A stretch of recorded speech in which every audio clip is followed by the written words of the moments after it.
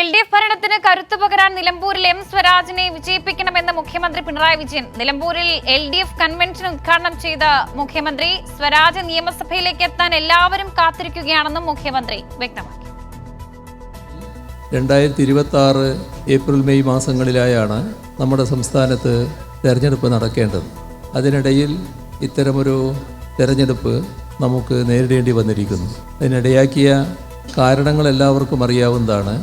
ഏറ്റവും വലിയ വഞ്ചന കാണിച്ചതിൻ്റെ ഭാഗമായാണ് ഇത്തരമൊരു തെരഞ്ഞെടുപ്പ് ഇപ്പോൾ നമുക്ക് നടത്തേണ്ടി വന്നിട്ടുള്ളത്. ഇപ്പോൾ നമ്മളും ഒരു ചതിക്കിരയായാണ് ഇത്തരമൊരു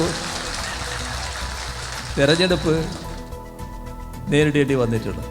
എം സ്വരാജ് LDFൻ്റെ സ്ഥാനാർത്ഥിയാകുന്നുവെന്ന പ്രഖ്യാപനം കേട്ടപ്പോൾ തന്നെ മണ്ഡലത്തിൽ മാത്രമല്ല സംസ്ഥാനത്താകെ വലിയ സ്വീകാര്യതയാണ് അതിനുണ്ടായത്.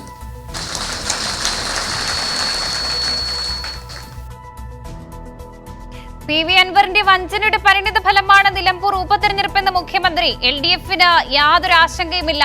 എം സ്വരാജിന്റെ സ്ഥാനാർത്ഥിത്വം നാടാകെ സ്വീകരിച്ചുവെന്നും മുഖ്യമന്ത്രി. 2026 ഏപ്രിൽ മെയ് മാസങ്ങളിലായാണ് നമ്മുടെ സംസ്ഥാനത്ത് തെരഞ്ഞെടുപ്പ് നടക്കേണ്ടത്. അതിനിടയിൽ ഇത്തരമൊരു തെരഞ്ഞെടുപ്പ് നമുക്ക് നേരിടേണ്ടി വന്നിരിക്കുന്നു. അതിനിടയാക്കിയ കാരണങ്ങൾ എല്ലാവർക്കും അറിയാവുന്നതാണ്. ഏറ്റവും വലിയ വഞ്ചന കാണിച്ചതിൻ്റെ ഭാഗമായാണ് ഇത്തരമൊരു തെരഞ്ഞെടുപ്പ് ഇപ്പോൾ നമുക്ക് നടത്തേണ്ടി വന്നിട്ടുള്ളത്. എം സ്വരാജ് LDFൻ്റെ സ്ഥാനാർത്ഥിയാകുന്നുവെന്ന പ്രഖ്യാപനം കേട്ടപ്പോൾ തന്നെ മണ്ഡലത്തിൽ മാത്രമല്ല സംസ്ഥാനത്താകെ വലിയ സ്വീകാര്യതയാണ് അതിനുണ്ടായത്.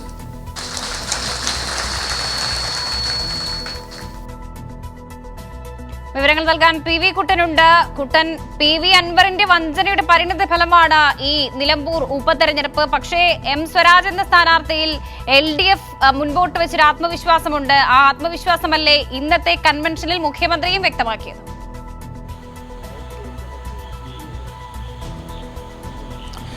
വർഷ, നിലമ്പൂർ തെരഞ്ഞെടുപ്പിലെ LDF പ്രവർത്തകർക്ക് വലിയ ആവേശം പകർന്നുകൊണ്ടാണ് കേരളത്തിൻ്റെ നായകൻ, കേരളത്തിൻ്റെ ക്യാപ്റ്റൻ മുഖ്യമന്ത്രി പിണറായി വിജയൻ നിലമ്പൂരിലേക്ക് എത്തിയത്. സ്വരാജിൻ്റെ സ്ഥാനാർത്ഥിത്വത്തോടുകൂടി തന്നെ നിലമ്പൂരിൽ ആകെ ഇളകി മറിയുന്ന ഒരു സാഹചര്യമാണ്. തെരഞ്ഞെടുപ്പ് പ്രചാരണ രംഗം വലിയ രീതിയിൽ LDF വലിയ മേൽക്കൈ നേടുന്ന കാഴ്ചകൾ കഴിഞ്ഞ 2 ദിവസങ്ങളായി നമ്മൾ കാണുന്നുണ്ട്. ഇന്നലെ നടന്ന സ്ഥാനാർത്ഥിയുടെ സ്വീകരണത്തിലും റോഡ് ഷോയിലുമൊക്കെ 10,000-ങ്ങളാണ് അണിനിരുന്നത്. അതിൻ്റെ അതേ ടെമ്പോ നിലനിർത്തിക്കൊണ്ട് തുടർച്ചയായ 2ാം ദിവസവും LDF തന്നെ വലിയ രീതിയിലുള്ള മുന്നേറ്റം നടത്തുന്ന കാഴ്ച കാണുന്നു. മുഖ്യമന്ത്രി എത്തുന്ന ഘട്ടത്തിൽ, മുഖ്യമന്ത്രി എത്തുന്നതിനും മണിക്കൂറുകൾക്ക് മുമ്പ് തന്നെ ഇവിടെ കോടതിപ്പടിയിൽ പ്രത്യേകം തയ്യാറാക്കിയ ഈ പന്തലിൻ്റെ താഴെയുള്ള കസേരകൾ മുഴുവൻ നിറഞ്ഞു കവിയുകയായിരുന്നു. നിലമ്പൂരിൻ്റെ പല ഭാഗങ്ങളിൽ നിന്നും നിരവധിയായ മനുഷ്യരാണ് മുഖ്യമന്ത്രിയെ കേൾക്കുന്നതിന് വേണ്ടി, സ്വരാജിനെ കാണുന്നതിനൊക്കെ വേണ്ടി ഇവിടേക്ക് ഒഴുകിയെത്തിയത്. സമൂഹത്തിൻ്റെ വിവിധ തുറകളിൽപ്പെട്ട 10,000-ങ്ങൾ ഈ പരിപാടി നിശ്ചയിച്ച സമയത്തിനും എത്രയോ മണിക്കൂറുകൾക്ക് മുമ്പ് തന്നെ കോടതിപ്പടിയിലേക്ക് എത്തുകയായിരുന്നു. അവരിൽ പലരോടൊക്കെയും നമ്മൾ സംസാരിച്ചിരുന്നു. അവർക്ക് വലിയ ആവേശത്തിലാണ്. സ്വരാജിൻ്റെ സ്ഥാനാർത്ഥിത്വം നിലമ്പൂരിൽ വലിയൊരു മത്സരത്തിനിടയാക്കിയിരിക്കുന്നു. LDFന് വലിയ മുന്നേറ്റം ഉണ്ടാകുന്ന രീതിയിലേക്കാണ് ഇവിടുത്തെ തെരഞ്ഞെടുപ്പ് കാര്യങ്ങൾ നീങ്ങുന്നതെന്ന് സാധാരണക്കാരായ മനുഷ്യർ പോലും പറയുന്നു. LDFൻ്റെ പ്രവർത്തകർ മാത്രമല്ല, പൊതുസമൂഹത്തിലെ പല മേഖലയിലുള്ള ആൾക്കാരും ഈ കൺവെൻഷനിൽ പങ്കെടുത്തു എന്നുള്ളതാണ്. ഇന്നലെ സ്വരാജിനെ സ്വീകരിക്കാൻ എത്തിയവരിലും LDF പ്രവർത്തകർ മാത്രമായിരുന്നില്ല, വിവിധ മേഖലയിൽപ്പെട്ട ആൾക്കാരുണ്ടായിരുന്നു. ഇന്ന് അതൊക്കെ മുഖ്യമന്ത്രിയും പ്രസംഗത്തിൽ എടുത്തു പറഞ്ഞിരുന്നു. സ്വരാജിൻ്റെ സ്ഥാനാർത്ഥിത്വം നിലമ്പൂരിലെ ജനത മാത്രമല്ല കേരളമാകെ സ്വരാജിനെ ഏറ്റെടുത്തിരിക്കുകയാണ്. കേരള രാഷ്ട്രീയത്തിലെ ഏറ്റവും ക്ലീൻ ഇമേജുള്ള യുവ നേതാവാണ് സ്വരാജ്. അതുകൊണ്ട് തന്നെ സ്വരാജ് സ്ഥാനാർത്ഥിയായി വരുമ്പോൾ ഇന്നലെ സ്വരാജിന് നൽകിയ സ്വീകരണം ഉൾപ്പെടെ തെളിയിക്കുന്നത് ഈ നാട് എത്രത്തോളം സ്വരാജിനെ ഏറ്റെടുത്തു എന്നുള്ളതാണ്. നമ്മളെല്ലാവരും കാത്തിരിക്കുകയാണ്. അതായത് തിരുവനന്തപുരത്ത് കാത്തിരിക്കുകയാണ്, നിയമസഭയിൽ കാത്തിരിക്കുകയാണ്. സ്വരാജിനെ അങ്ങോട്ട് നിലമ്പൂർകാർ അയക്കണം. അതിനുള്ള പ്രത്യേക രാഷ്ട്രീയ സാഹചര്യം എന്ന് പറയുന്നത് LDFൻ്റെ തുടർഭരണം വീണ്ടും ഉണ്ടാകണം. അതിനുള്ള ഏറ്റവും പ്രധാനപ്പെട്ട പ്രചോദനമായിരിക്കും, ചാലകശക്തിയായിരിക്കും നിലമ്പൂർ ഉപതെരഞ്ഞെടുപ്പിലെ വിജയമെന്നും മുഖ്യമന്ത്രി പറഞ്ഞു. നിലമ്പൂരിൽ LDFൻ്റെ വിജയം സുനിശ്ചിതമാണ്. ഇവിടെ ഉപതെരഞ്ഞെടുപ്പ് ഉണ്ടാകാനിടയായ സാഹചര്യത്തെക്കുറിച്ച് മുഖ്യമന്ത്രി വിശദീകരിച്ചിരുന്നു. ഈ നാട്, നിലമ്പൂർ എന്ന് പറയുന്നത് സഖാവ് കുഞ്ഞാലിയുടെ നാടാണ്. അതിനു മുമ്പ് തന്നെ സ്വാതന്ത്ര്യസമര പ്രസ്ഥാന കാലഘട്ടത്തിൽ ഉൾപ്പെടെ വലിയ പോരാട്ടങ്ങൾക്ക് സാക്ഷ്യം വഹിച്ച നാടാണ്. വാര്യംകുന്നത്തിൻ്റെ നാടാണ്. വാര്യംകുന്നത്തിനെ പോലും ചതിയിൽപ്പെടുത്താൻ ചില ആൾക്കാർ ശ്രമിച്ചിരുന്നു. അത്തരമൊരു ചതിക്ക് ഞങ്ങളും ഇരയായി. അതിൻ്റെ ഭാഗമായിട്ടൊരു കൊടിയ വഞ്ചനയുടെ ഭാഗമായിട്ടാണ് ഇത്തരത്തിലൊരു ഉപതെരഞ്ഞെടുപ്പ് വന്നതെന്ന് അദ്ദേഹം പി വി അൻവറിനെ തന്നെ ഉദ്ദേശിച്ചുകൊണ്ടാണ് അദ്ദേഹം പറഞ്ഞത്. പി വി അൻവർ UDF-മായി ചേർന്ന് നടത്തിയ വഞ്ചനയുടെ ഭാഗമായിട്ടാണ്, ഗൂഢാലോചനയുടെ ഭാഗമായിട്ടാണ് ഇത്തരമൊരു ഉപതെരഞ്ഞെടുപ്പ് വന്നതെന്ന് നേരത്തെ തന്നെ CPIM നേതാക്കൾ വ്യക്തമാക്കിയിരുന്നു. അതുപോലെ തന്നെയുള്ള പ്രസ്താവന തന്നെയാണ് മുഖ്യമന്ത്രിയുടെ ഭാഗത്തുനിന്നും വന്നിരിക്കുന്നത്. ഏതായാലും LDF-നെ സംബന്ധിച്ച് ഒരാശങ്കയുമില്ല, വലിയ വിജയം നിലമ്പൂരിൽ നേടും. അതിൻ്റെ കാരണമെന്ന് പറയുന്നത് ഈ കഴിഞ്ഞ 9 വർഷക്കാലത്തെ കേരളത്തിനുണ്ടായ മാറ്റം, LDF സർക്കാരിൻ്റെ തുടർഭരണം കൊണ്ടുണ്ടായ മാറ്റം കേരളത്തിലെ ജനങ്ങൾ കാണുന്നുണ്ട്, അത് നിലമ്പൂരിലെ ജനങ്ങൾ കാണുന്നുണ്ട്. നിലമ്പൂരിലും വലിയ തോതിലുള്ള വികസന പ്രവർത്തനങ്ങൾ നടപ്പിലാക്കിയിട്ടുണ്ട്. അതുകൊണ്ട് തന്നെ ഈ വികസന പ്രവർത്തനങ്ങൾ തുടരണമെങ്കിൽ, ഈ മാറ്റം തുടരണമെങ്കിൽ വീണ്ടും LDF സർക്കാർ തന്നെ അധികാരത്തിൽ വരണം.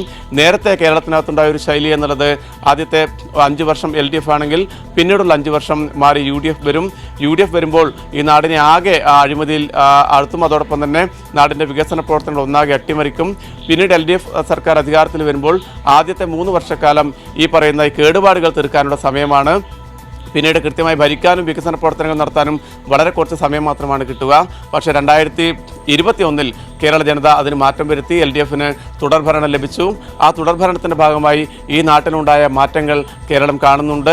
അടിസ്ഥാന ജനവിഭാഗങ്ങളുടെ ക്ഷേമ പെൻഷൻ ഉൾപ്പെടെ UDF സർക്കാരിൻ്റെ കാലത്ത് 600 രൂപയുണ്ടായിരുന്നതിന് എത്രയോ മാസങ്ങൾ മുടങ്ങിക്കിടക്കുകയായിരുന്നു. ആ കുടിശ്ശിക തീർത്ത് നൽകുക എന്നുള്ളതായിരുന്നു 2016 LDF സർക്കാർ അധികാരത്തിൽ വന്നപ്പോൾ ആദ്യം ചെയ്ത കാര്യം. പിന്നീട് അങ്ങോട്ട് പടിപടിയായി ആ തുക 1600-ലേക്ക് എത്തിച്ചു. ഇപ്പോൾ ആ തുക ഈ പറയുന്ന അവശ്യ വിഭാഗങ്ങൾക്കും അടിസ്ഥാന ജനവിഭാഗങ്ങൾക്കും ഒരു കുടിശ്ശികയുമില്ലാതെ ആ പണം കിട്ടുന്നുണ്ട്. ഇതൊക്കെ കേരളം കണ്ടുകൊണ്ടിരിക്കുകയാണ്. അതോടൊപ്പം തന്നെ സമാനതകളില്ലാത്ത വികസന പ്രവർത്തനം നടത്തുന്നുണ്ട്. ഇതൊക്കെ നിലമ്പൂരിലെ തെരഞ്ഞെടുപ്പിൽ LDF-ന് വലിയ ഗുണമായി വരും. നിലമ്പൂരിലെ ജനങ്ങൾ LDF-നൊപ്പം നിൽക്കും. അതോടൊപ്പം തന്നെ ഈ പരിപാടിയിൽ പങ്കെടുത്തുകൊണ്ട് ഈ ഉദ്ഘാടന ചടങ്ങിൽ, കൺവെൻഷൻ ഉദ്ഘാടന ചടങ്ങിൽ പങ്കെടുത്തുകൊണ്ട് MV ഗോവിന്ദ മാസ്റ്ററും ബിനോയ് വിശ്വം ഉൾപ്പെടെ നേതാക്കൾ, LDF-ന്റെ മറ്റ് ഘടകകക്ഷി നേതാക്കളൊക്കെ സംസാരിച്ചിരുന്നു. അവരൊക്കെ M സ്വരാജ് എന്ന് പറയുന്ന യുവജന നേതാവിൻ്റെ പ്രാപ്തിയെക്കുറിച്ചും കഴിവിനെക്കുറിച്ചുമാണ് ജനങ്ങളോട് സംവദിച്ചത്. അതുകൊണ്ട് തന്നെ എല്ലാവരും ഒരേ സ്വരത്തിൽ M സ്വരാജിനെ വിജയിപ്പിക്കണം എന്നുള്ള അഭ്യർത്ഥനയാണ് നടത്തിയത്.